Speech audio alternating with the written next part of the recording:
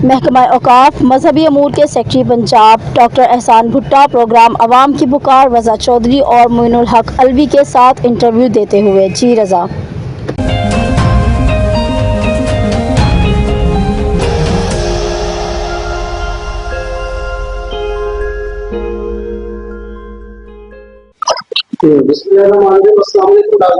आपका दोस्त रज़ा चौधरी।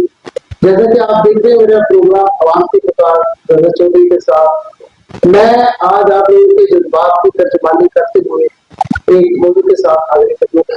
मेरे चैनल के डायरेक्टर जनाब मोइनुल हक अलवी साहब हमारे साथ होंगे और जो हमारी ट्रेनर है जनाब डॉक्टर एहसान भुट्टा साहब। ये आज हमने एक इंतखाब किया है महकमा औकाफ एक आप जानते हैं कि माशाअल्लाह जितने भी बुजुर्गान और एक करोड़ों लोगों के साथ मसाइल पेश आते हैं। महकमा औकाफ के अंडर में जितने भी दरबार और जितने भी और भी मामलात हैं जो औकाफ अपना हुकूमत पंजाब ने इनसे सौंपे हैं और इन पर माशाअल्लाह इन्होंने काफी सबकत हासिल कर ली है। जनाब डॉक्टर एहसान भुट्टा साहब इन्होंने हमें अपना कीमती वक्त दिया है, हम इनके मशहूर हैं। आज हम इनकी जो बात है इंशाअल्लाह ताला इनसे करेंगे। हमारे अली साहब भी वो भी करेंगे कुछ क्वेश्चन, कुछ मैं करूंगा। तो एहसान भुट्टा साहब की बड़ी मेहरबानी सर, आपने हमें टाइम दिया और ये जो जितने सर पेश जितने भी अपना जाहिर है करोड़ों जाहिर के साथ और कलाम के साथ, तो इसके ऊपर हम बात करना चाह रहे हैं कि सर पहली तो ये कि आपके आने से माशाअल्लाह काफी इसमें बढ़ोतरी हुई है, अच्छे अच्छे काम वो नजर आ रहे हैं, जो काम करते हैं वो नजर आ जाते हैं। तो अब थोड़ा सा रोशनी डालें।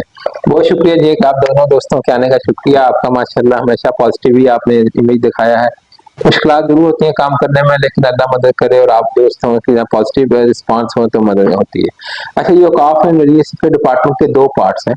एक औकाफ जो श्राइन्स वगैरह जो आपने बात की है ना, और एक रिलीजियस अफेयर एक विंग है हमारा जो जो मुख्तलिफ कॉन्फ्रेंसेस उलमा कराम खतीब ये उनको डील करता है। अब जो औकाफ डिपार्टमेंट है इसमें इसकी ना जो इनकम जनरेशन का भी मैं थोड़ा सा बता देता हूँ कि ये जो है ना महकमा खुद इनकम जनरेट करता है, ओन सोर्सेज है इसके, तो ये गवर्नमेंट से नहीं लेता पैसे।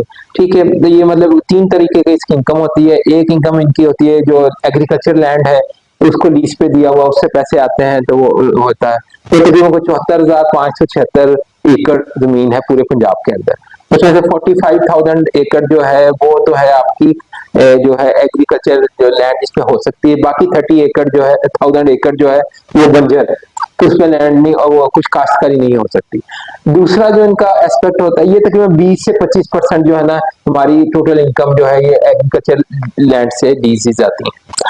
20% कह लीजिए वो अगला है, वो 2023 में बड़ी अच्छी पॉलिसी थी, कमर्शियल पॉलिसी किया था।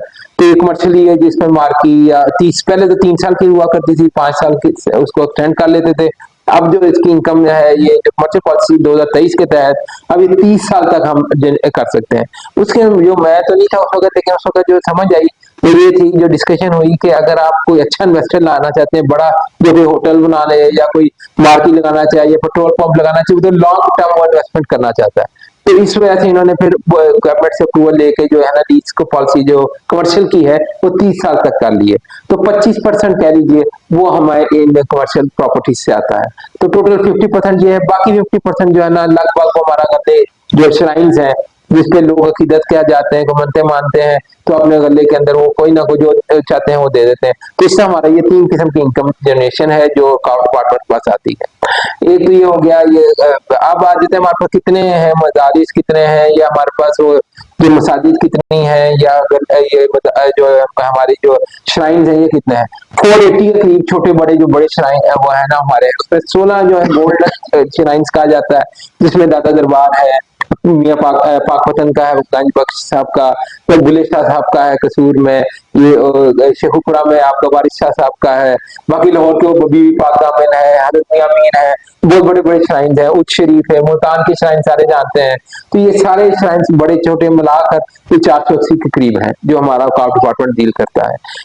इन श्राइन्स के साथ कुछ मसाजिद भी मिली हुई है, तो टोटल मसाजिद जो हमारे पास है ना वो 530 के करीब है। ठीक है, अब लोग ये समझते हैं कि अभी ये गवर्नमेंट ने बड़ा अच्छा कदम दिया, आइमा कराम को जो 25,000 देने वाला, तो उन्होंने कहा शायद ये सारी सारी मसाजिद आपकी हैं, नहीं ऐसा नहीं है।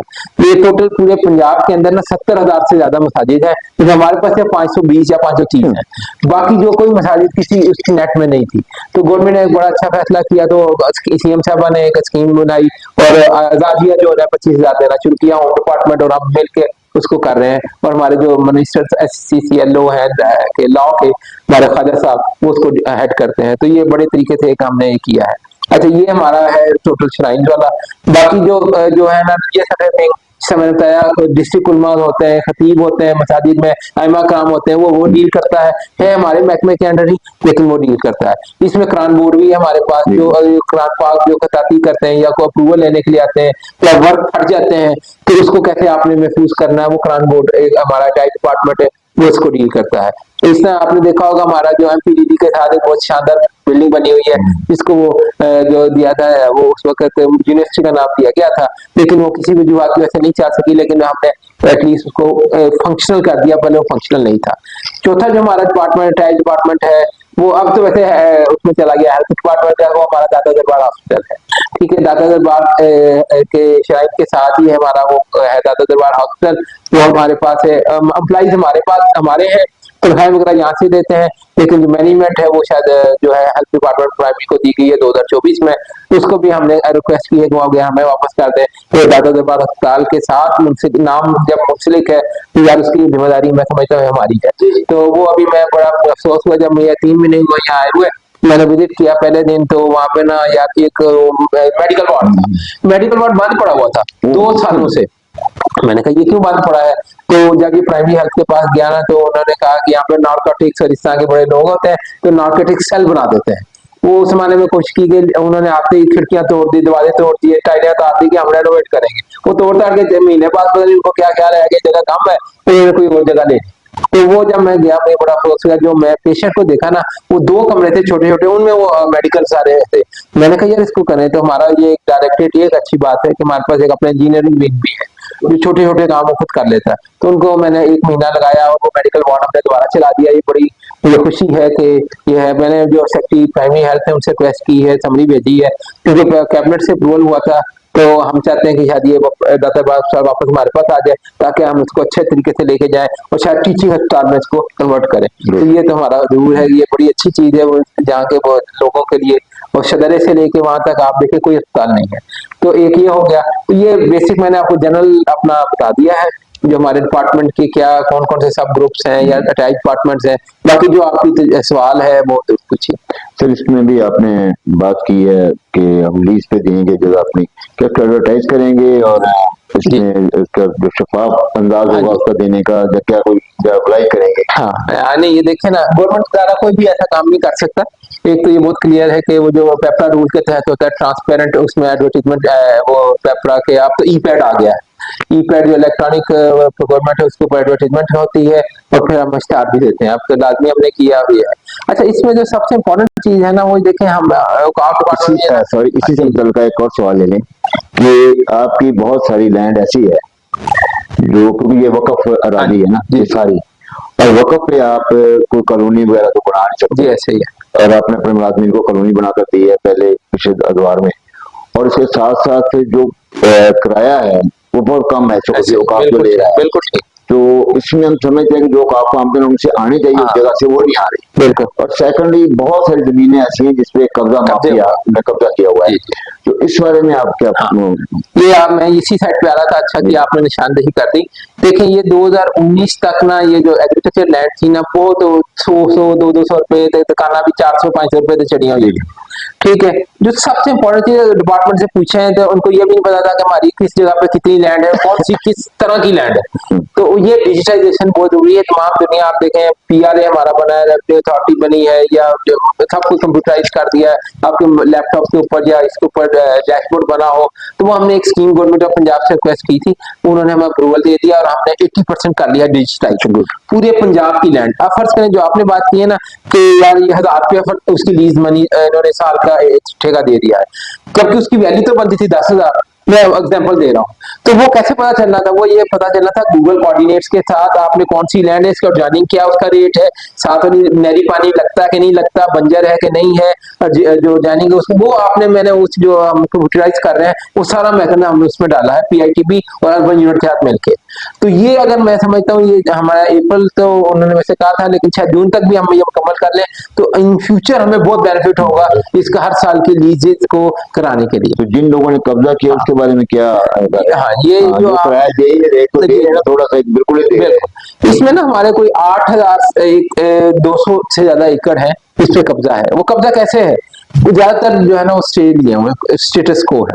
एक जो इसमें सबसे ज्यादा है ना वो हमारा ये जो है ना शोरकोट झांग नाहंग, उसका जगह का नाम सादिक नाहंग, वहां पे वो लैंड उन्होंने ना पहले हाईकोर्ट से लिया स्टे, हम लोग केस जीत गए, इनका डिपार्टमेंट जीत गया, वो चले गए सुप्रीम कोर्ट में, और साथ उन्होंने प्ली ये ले ली कि जी उस माने में ये कच्ची बाजी डिक्लेयर शायद उस माने में ये जो था ना वो लैंड रिफॉर्म्स आई थी, तो इसलिए हमारे नाम ये उस एक्ट के तहत किया जाए, ये हाईकोर्ट को इख्तियार नहीं है। सुप्रीम कोर्ट ने सुना और उसने हमें वापस रिव्यू हमें हाईकोर्ट को दोबारा भेज दिया रिव्यू के लिए।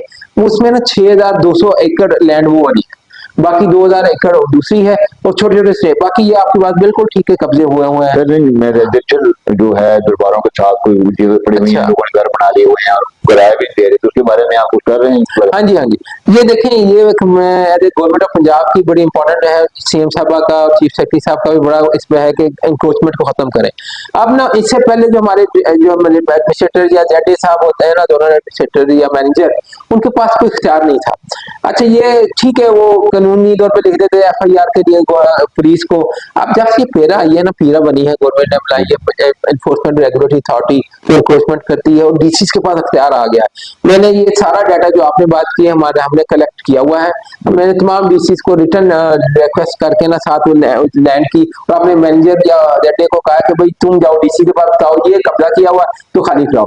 खुशी की बात है, सारे तो नहीं खाली हुए, लेकिन जो है ना मैं अभी हमारा 400 एकड़ के करीब भावलपुर में और 240 एकड़ ये लदे वाला बड़ा है गुजरावाला, ये बहुत प्राइम प्रॉपर्टी थी, पिछले 3-4 साल से कब्जा करके लोग बैठे हुए थे, तो कोई पहले स्टेटस को सचिवालय अदालत से लिया, वो खत्म कराया, तो वो हमने इन डीसी और पैरा के थ्रू रिट्रीव कर लिया है। तो मैं कोशिश हमारी यही है कि यही जो बाकी भी बकाया है उसको भी हम रिट्रीव कर लें।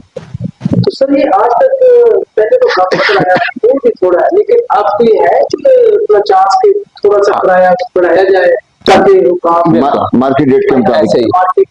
अब ना देखें, इसमें भी ना मार्केट रेट में वही वो जो आपने कहा ना, फिर हमें एडवर्टाइजमेंट करके ट्रांसपेरेंट तरीके से करना है।